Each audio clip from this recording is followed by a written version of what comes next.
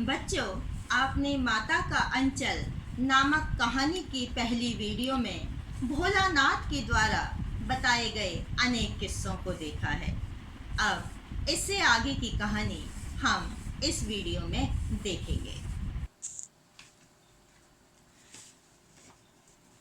भोलानाथ अपने साथियों के साथ मिलकर खेले जाने वाले विभिन्न खेलों का वर्णन करते हुए बताते हैं कि हम अपने साथियों के साथ अनेक प्रकार के नाटक खेला करते थे।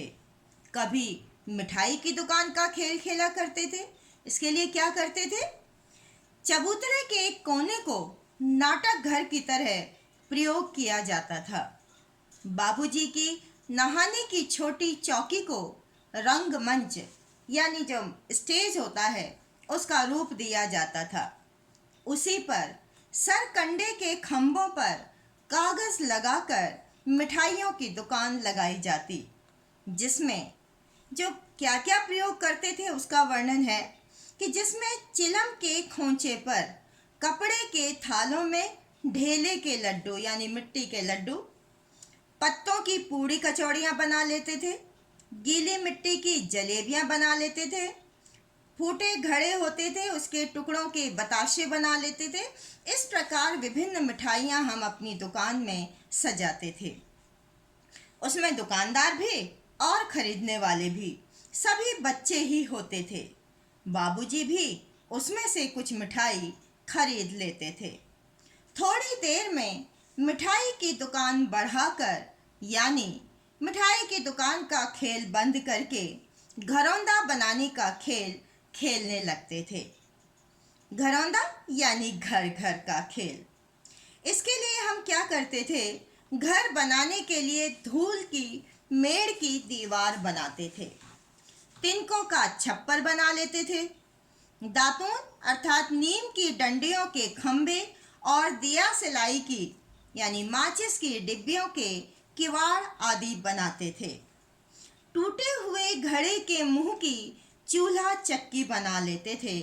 दिए की कढ़ाई और बाबूजी की पूजा वाली आचमनी कलछी बनती थी। तो आपने देखा जितनी भी ये चीज़ें प्रयोग की गई हैं ग्रामीण परिवेश में ये सब मिलती हैं। पानी का घी बना लेते, धूल का आटा बना लेते और रेत की चीनी बनाकर हम लोग दावत तैयार करते थे। हम ही लोग बनाने वाले होते थे और हम ही लोग जीमने वाले होते थे। तो जब हम लोग पंक्ति बनाकर जीमने यानी खाने के लिए बैठ जाते थे, तब बाबूजी भी धीरे से आकर हमारे साथ बैठ जाते थे। उनको बैठते देखकर ही हम लोग हंसकर और घरौंदा बिगाड़कर भाग जाते थे। कभी कभी हम बारात का जुलूस भी निकालते थे। इसके लिए क्या करते थे हम? चबूतरे के एक कोने पर दूल्हे का घर होता था और चबूतरे के दूसरे कोने पर दुल्हन का घर बनाया जाता था। कनस्तर को तंबूरा बना लेते और उसे बजाते। आम के पौधा उसको बोलते हैं अमूला, उसको घिसकर शहनाई बजा लेते थे।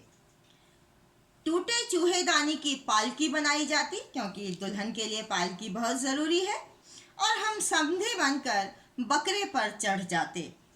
चबूतरे के एक कोने से चलकर बारात दूसरे कोने में जाती थी। जब दुल्हन का घर होता था उस जगह को भी गोबर से लीपा और आम के पत्तों से सजाया जाता था। वहां पहुंचकर बारात लौट आती थी।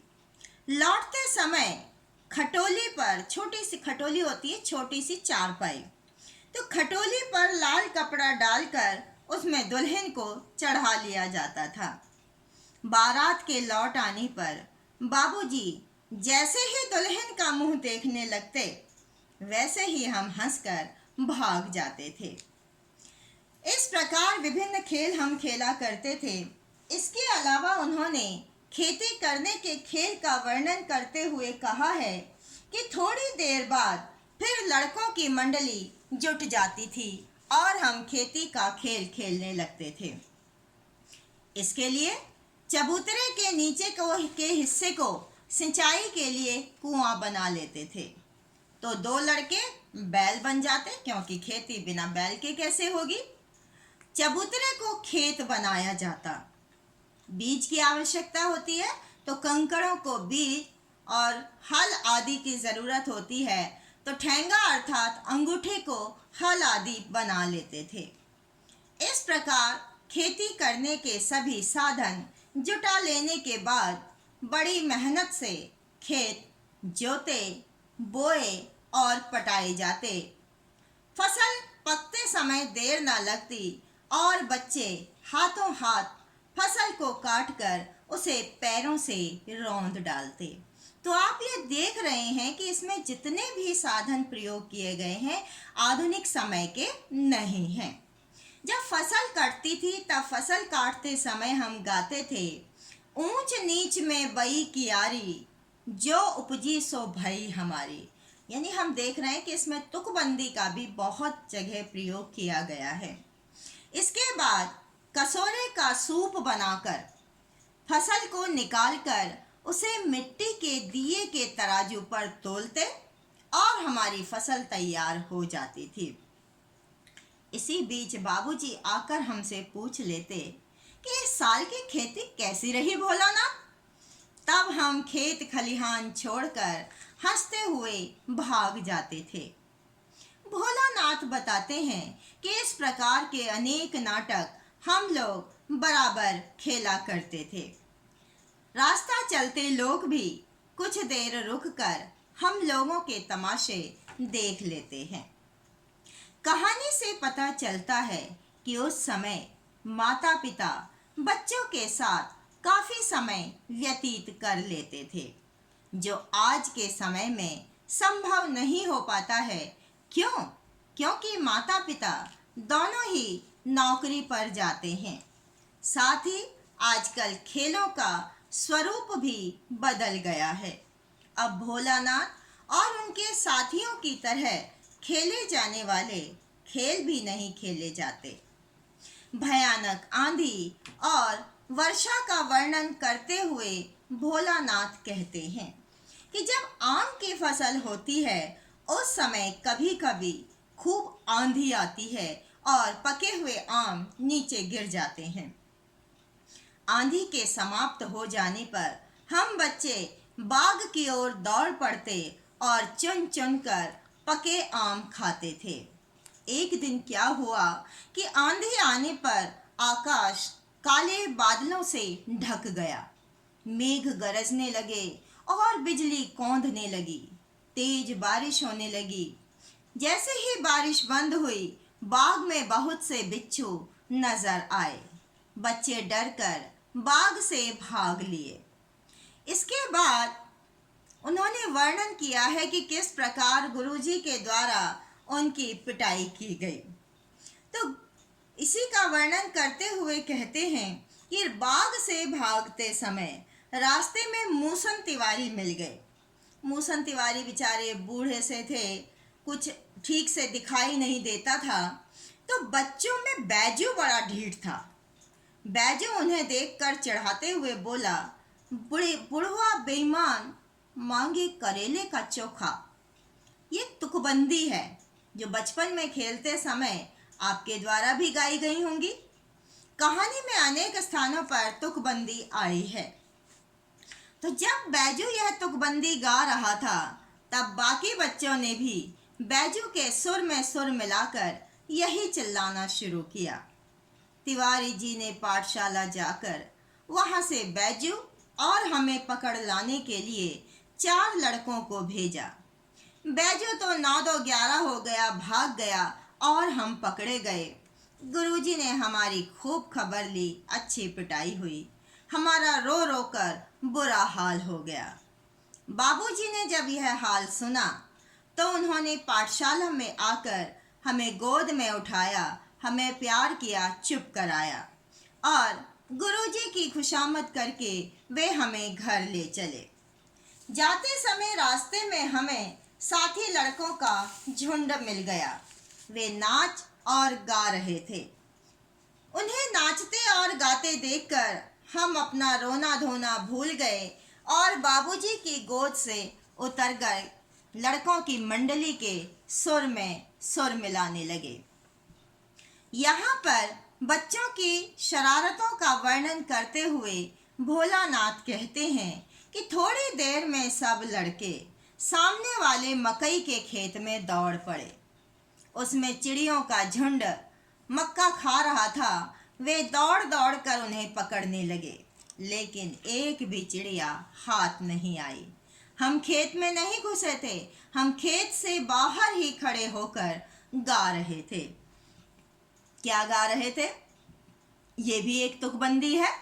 राम जी की चिरई, राम जी का खेत, खा लो चिरई भर भर पेट। इसके बाद एक टीले पर जाकर हम लोग चूहों के बिल में पानी डालने लगे। कुछ ही देर में सब थक गए, क्योंकि जो बिल था वो थोड़ी ऊंचाई पर था।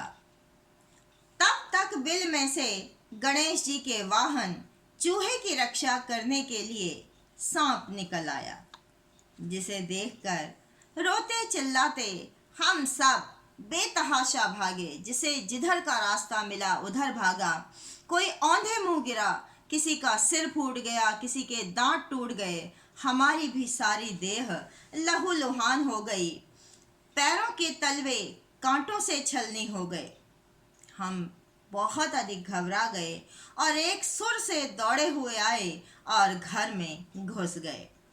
उस समय बाबूजी बैठक में बैठकर हुक्का गुड़गुड़ा रहे थे। उन्होंने हमें घबराया हुआ देखकर बहुत पुकारा, पर हमने उनकी कोई बात नहीं सुनी और माँ के पास जाकर उनके आंचल में छिप गए। हमें डर से कांपते देखकर मैया जोर जोर से रोने लगी और सारे काम छोड़कर बेचैन होकर हमसे हमारे भय का कारण पूछने लगी। जल्दी से हल्दी पीसकर हमारे घावों पर लगाई गई। हम केवल धीमे सुर से आंखें बंद किए हुए सा सा कहते हुए मैया के आंचल में छिपे जाते थे। मुंह से कोई आवाज नहीं निकल रही थी। सारा शरीर थर थर कांप रहा था। रोंगटे खड़े हो गए थे। हमारे कांपते हुए होंठों को देखकर मैया बार बार रोती और बड़े प्यार से हमें गले लगा लेती थीं। इसी बीच बाबूजी ने आकर हमें मैया की गोद से लेना चाहा, किंतु हमने मैया के आंचल को नहीं छोड़ा। यहाँ पता चलता है कि जबकि भोलानाथ अपना ज्यादा समय पिताजी के साथ ही बिताता था, उन्हीं के साथ खाता पीता था, घूमता था, खेलता था, लेकिन जब वह डर जाता है, परेशान हो जाता है, उस समय माता का साथ ही उसे इस भय से मुक्ति दिलाने में, उसे शांति प्रदान करने में, उसे सुरक्षा दिलाने में सहायक होता है। इसलिए इस कहानी का नाम माता का अंचल उचित ही कहा जा सकता है। हमारी यह कहानी यहीं समाप्त होती है।